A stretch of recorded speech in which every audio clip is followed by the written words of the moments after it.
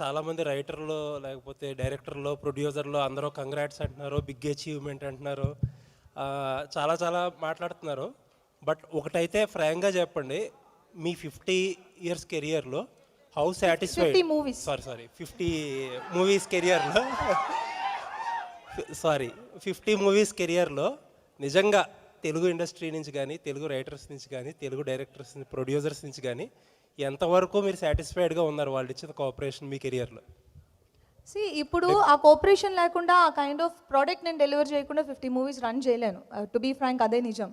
And ఇది నా ఒక్క హార్డ్ వర్క్ అవ్వదు. నాకు ఆ క్యారెక్టర్స్ డిజైన్ చేసిన డైరెక్టర్స్, దాన్ని ప్రొడ్యూస్ చేసిన ప్రొడ్యూసర్స్ అందరి టీమ్ ఎఫర్ట్ అవుతుంది. ఇప్పుడు నేను బేసిక్గా I believe in choice of scripts. నేను ఫస్ట్ డే 1 నుంచి అదే చెప్పుకుంటూ వచ్చాను and I still stick to it. So అది నేను యాక్టర్గా నేను రాయలేను. సో ఒక డైరెక్టరో, ఒక రైటరో, ఒక ప్రొడ్యూసరో ఆ స్క్రిప్ట్ పట్టుకొచ్చి మన దగ్గర వచ్చినప్పుడు నేను 100% ఇవ్వగలను.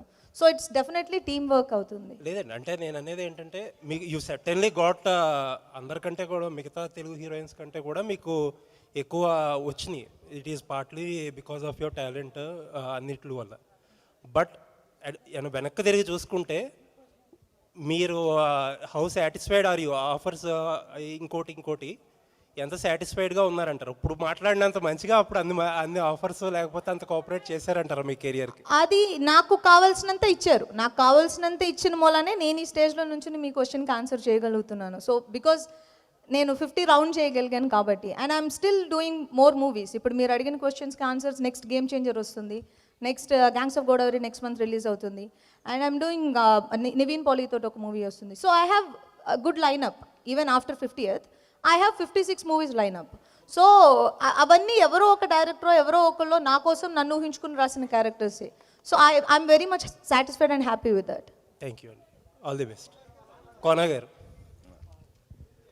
సార్, ఫ్రాంచైజ్ ఫిలిమ్స్కి లేకపోతే నెంబర్ 2, నెంబర్ 3 అలా వచ్చే సినిమాలకి చాలా ఎక్స్ట్రీమ్గా వాల్యూ ఉంది ట్రేడ్లో కూడా. బిజినెస్ వైజ్గా కానీ, ఆడియన్స్ ఓపెనింగ్ వైజ్గా కానీ చాలా బాగా ప్లస్ అవుతుంది ఈ మధ్యకాలంలో. Best example Tillu square. Correct, opening tremendous opening, మంచి రిపోర్ట్స్ వచ్చాక కలెక్షన్స్ కూడా అదే రీతిలో ఉంది. కాకపోతే ఏంటంటే మిగతా ఈ మధ్య సక్సెస్ అయిన సినిమాలకి గీతాంజలికి డిఫరెన్స్ ఏంటంటే ఇది 10 years తర్వాత వస్తుంది సినిమా.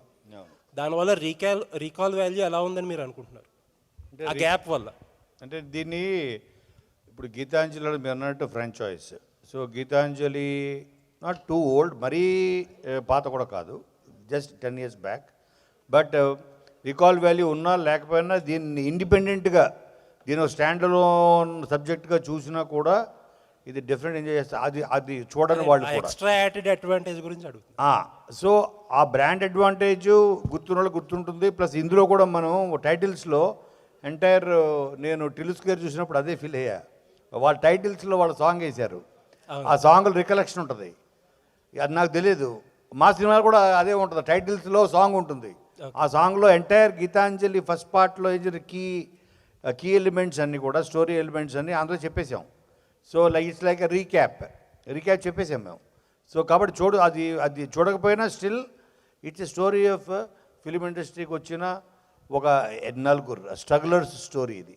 అలాగే చూస్తారు. Plus recall value to some extent ఉంటుంది. బస్ ట్రేడ్లో నేను ఊహించలేదు, చాలా ఉంది, చాలా అంటే చాలా. ఐ నెవర్ ఎక్స్పెక్టెడ్ ఆ kind of trade response from అంటే ఇన్ టర్మ్స్ ఆఫ్ బిజినెస్. అంటే not even 1 area is left. అంత ఇది even before the trailer release, even before the teaser release, అటు ఓవర్సీస్ కానీ everything, all big distributors, top class distributors అందరూ తీస్తున్నారు. అంటే అప్పుడు నేను అనుకున్నా, okay this brand value Geethanjali అని.